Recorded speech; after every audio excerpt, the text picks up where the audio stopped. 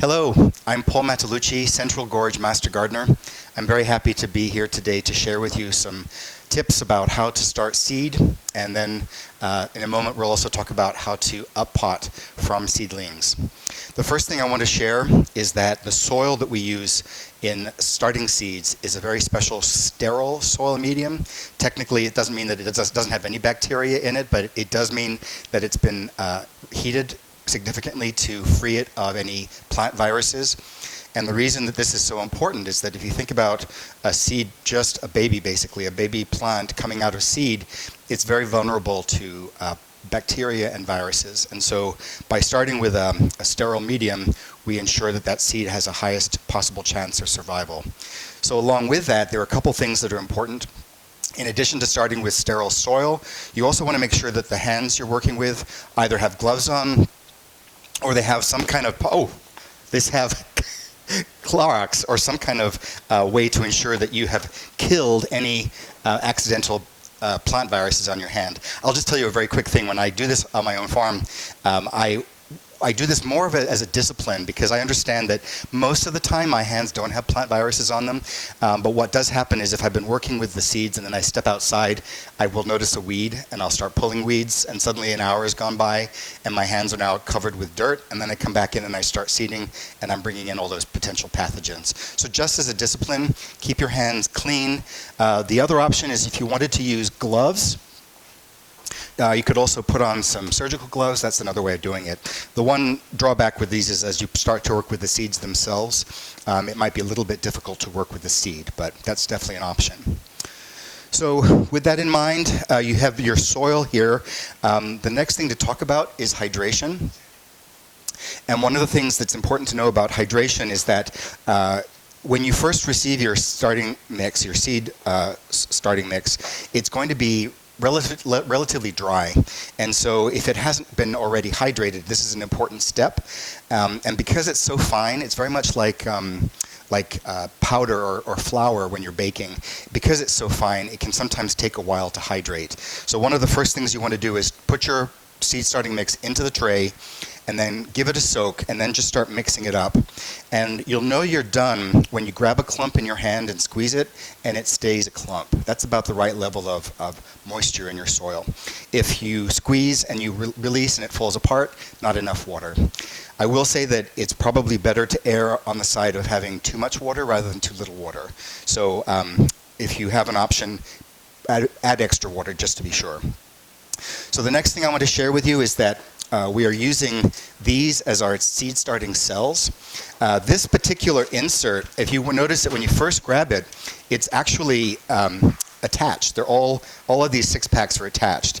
And one thing that we've noticed is that if you put it into your tray and then fill it while it's attached, that's the best practice, because that actually is easy for you then to put your soil on top and to kind of rub it around and make sure that you're filling all the trays.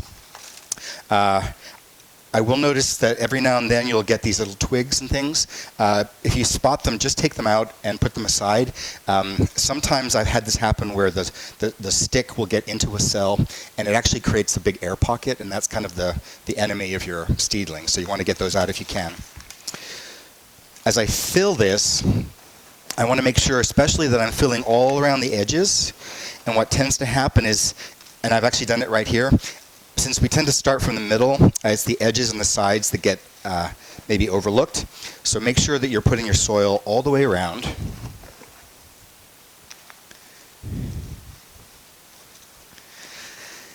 And then, as I mentioned, air pockets in the soil are a bad thing. So what I want to talk about is you can do it two different ways.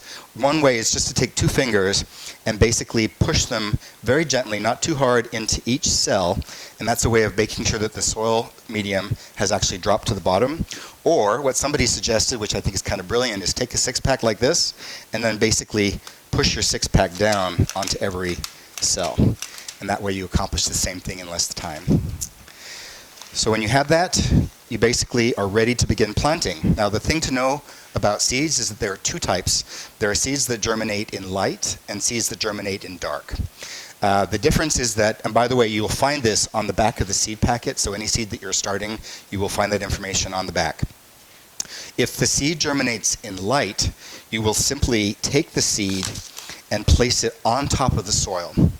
And, oh, thank you, there's one more thing I should tell you before I forget, because this is an important detail.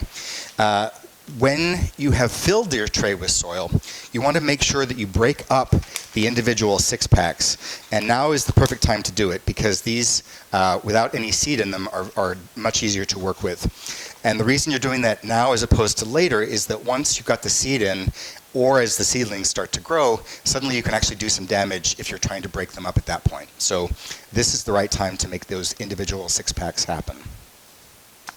So with light and dark, there are seeds that need light to germinate, and those are seeds that you will literally place on the top of the soil in each one of your cells. Each 6-pack, as it has 6 cells, 1 seed per cell. If you make a mistake and you put 2, not the end of the world, but the goal is to have 1 seed per cell, and that just makes it a heck of a lot easier on the other end where we're doing the up-potting to only have 1 plant per cell to deal with. If, however, the seed packet says germinates in darkness, then you want to either take your finger or a pencil or a stick, poke a small hole, maybe only 1/4 of an inch or an inch, half an inch deep into the cell, and then drop your seed into that hole. So I'm just going to grab a couple here just to show you. We use these because pepper seeds are actually relatively easy to work with. But you take your seed, you drop it into the hole, and then just give it a little close to cover it, and then your seed is ready to go. Once you've done that to your entire tray, you then take your plant tag, and we've made these special plant tags because we want them to be short enough so we can put a plastic dome on top afterward. So take your seed tag and put it here in the side, and that way, when you do the last step, and you take your seed dome, you can put it right over the top, and as you can see, that seed tag, that label is actually fitting very nicely, and we still have a nice seal. Now, the reason that this is important is because humidity is critical for seeds. And we don't, in the first 48 to 72 hours, we do not want this to dry out. So there are 2 other things to know. One is to double check that you've properly moistened your soil. Use a wand, or maybe we have a spray bottle, but very gently moisten the top layer. And the thing to know about this is not to hold this too close to the soil. If you think about those seeds that we said need light to germinate, if they're sitting on the top of the soil and I blast this with a spray, it's possibly going to blow that seed right off the tray into the greenhouse. So just kind of from a distance, give it a little bit of a top spray. You're adding moisture right where the seed needs it, at that very top layer of soil. And then you're ready to put the plastic dome on top. And what's beautiful about these domes is that it creates a very little humidity area right where the seeds need it, so right above the soil line. And what's kind of cool about this is you'll see after a few days, condensation actually forms on top of the seed tray, on the top of the dome. And if you tap it, or by nature, it will actually drop condensation onto your seeds and rain on your seedlings. But it's a perfect way to keep them humid and with proper access to moisture for the length of time they need it. Let me double check that there's nothing else I need to cover. It's possible, so by starting with having moisturized your soil, you probably don't need to apply extra water, but there is a possibility that if more water is needed, the trays, the cells that you've now separated, this can be taken out and water can be applied into the base of the tray. And what's nice about this, I don't know if you can see it here, but you basically have ridges at the very bottom. And let me see if I can give you a little bit more space so you can see that. But by having these ridges, we can now put water in the bottom. Can you tilt it? Oh, here, I'll see if I can tilt it. There we go.